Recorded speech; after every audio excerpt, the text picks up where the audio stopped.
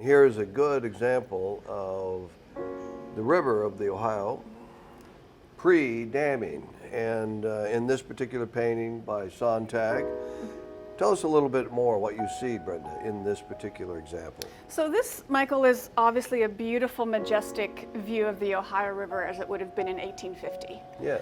The Ohio River has seen many different phases of dams and different types of dams.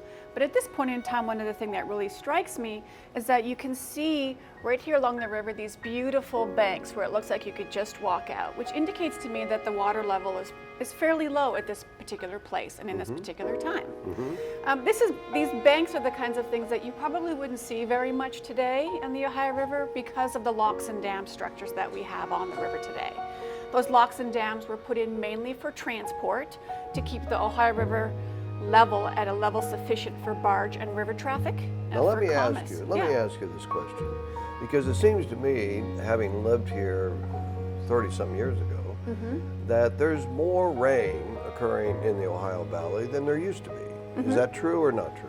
Well, I don't think I have like the numbers for you, but what I can tell you is that the climate change and the warming of our atmosphere is bringing up more Gulf of Mexico warm moisture to our region. Noting. Yes. Yes, and that is colliding with these very different air masses of very different temperatures from coming down from Canada and the western United States. And as those collide, they collide right over the Ohio River Valley. What that's going to do, of course, is as the earth warms up in this region, we're going to experience more flooding, more frequently, and at times of the year that we don't typically see it.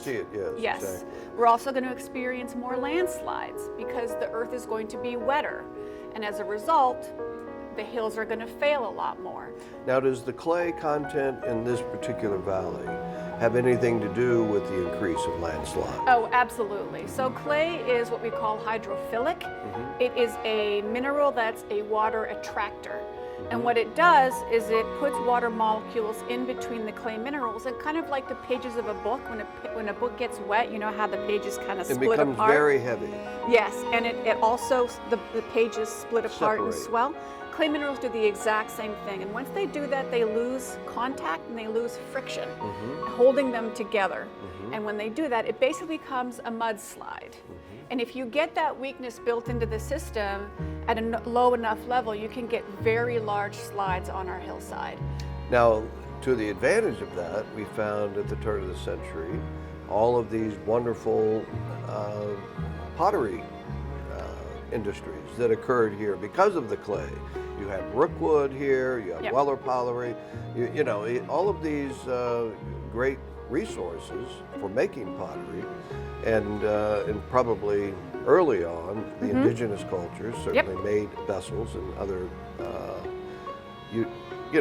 utilitarian objects that they would need.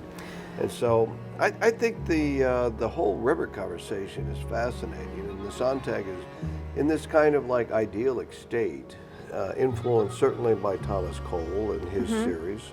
And many of these painters that we're introducing here in the beginning of the exhibition come out of that Hudson Valley attitude that Thomas Cole created. Can you tell me a little bit about the Hudson Valley attitude? Well, Thomas Cole, coming from England, was very impacted by industrialization.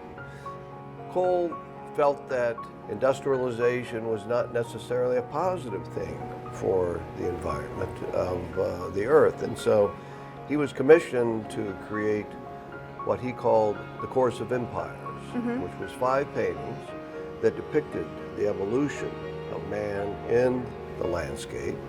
The first one being the wilderness state, or he called it the savage state. After that, you would find a little bit more. If you looked here at the piece above us of the Barton painting, you would find an attitude that had to do more with the agricultural state, where land was being cleared, it was being cleared for use to grow crops, et cetera, and then beyond that, the consummation state, where the empire is actually at its peak. And you're not seeing any buildings in this particular Sontag painting, but we did earlier when we were looking at the Duncan site. And then The fourth painting was the destruction. So you have this empire, which all empires do fall. And then out of that, the destruction of man's relationship to the land. And then finally, desolation, where the fifth painting depicts nature taking back, basically, what man has created. And with climate change and with global warming, et cetera, that we're in that phase right now.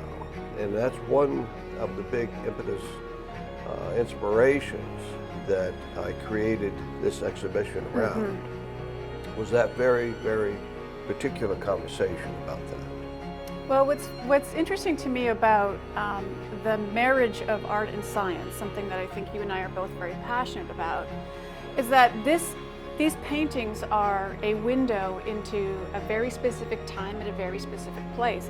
Perhaps at times when we don't have very good written records, don't have direct scientific evidence of these places. So But we have a good visual record. But we have an excellent visual record. So these are really important pieces of evidence of what the landscape looks like at this time in this place.